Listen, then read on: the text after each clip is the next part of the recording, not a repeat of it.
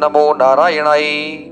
प्रस्तुत प्रसंग पद्म पुराण के उत्तराखंड से लिया गया है, जहाँ पर ज्येष्ठ और आषाढ़ मास में जलस्थ श्री हरि के पूजन का महत्व बताया गया है। कहते हैं कि जो लोग वर्षा काल के आरंभ में भगवान जनार्दन को जल में शयन कराते हैं, उन्हें कभी नरक की ज्वाला में नहीं तपना पड़ता। देवेश्वरी सोने, चांदी, तांबे अथवा मिट्टी के बर्तन में श्री विष्णु को शयन कराना उचित है और पहले उस बर्तन में शीतल एवं सुगंधित जल रख करके विद्वान पुरुष उस जल के भीतर श्री विष्णु को स्थापित करें। गोपाल या श्री राम नामक मूर्ति की स्थापना करें अथवा श्री शालिग्राम शिला को स्थापित करें और कोई भी प्रतिमा जल में रख सकते हैं। उससे होने वाले पुण्य का अंत नहीं है। ये भगवान महादेव जी माता पार्वती को ये कथा कह रहे हैं कि हे देवी, इस पृथ्वी पर जब तक पर्वत लोक और सूर्य की किरणें विद्यमान हैं, तब तक उसके कुल में कोई नरकगामी नहीं होता है। अतः ज्येष्ठ मास में श्री हरि को जल में पधराकर उनकी पूजा करनी चाहिए। इससे मनुष्य प्रलय काल तक निष्पाप बना रहता है। ज्येष्ठ और आषाढ़ के समय तुलसी दल से वासित शीतल जल में भगवान धरणीधर की पूजा करें। जो लोग ज्येष्ठ और आषाढ़ मास में नाना प्रकार के पुष्पों से जल में स्थित श्री केशव की पूजा करते हैं, वे यम यातना से छुटकारा पा जाते हैं।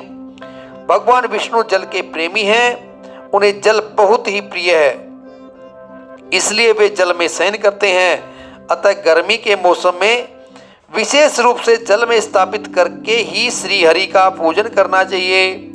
जो शालिग्राम शिला को जल में विराजमान करके परम भक्ति के साथ उसकी पूजा करता है, वह अपने कुल को पवित्र करने वाला होता है।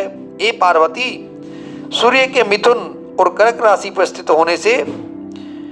होने के समय जिसने भक्ति पूर्वक जल में श्री हरि की पूजा की है, विशेषतः द्वादशी तिथि को, यानी कि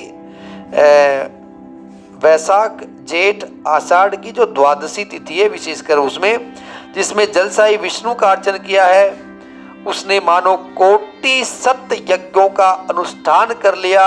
जो वैशाख मास में भगवान माधव को जल पात्र में स्थापित करके उनका पूजन करते हैं, वे इस पृथ्वी पर मनुष्य नहीं देवता हैं। जो द्वादशी रात को जल पात्र में गंध आदि डाल करके उसमें भगवान गरुड़ध्वज की स्थापना और पूजा करता है, वह मोक्ष का भागी होता है।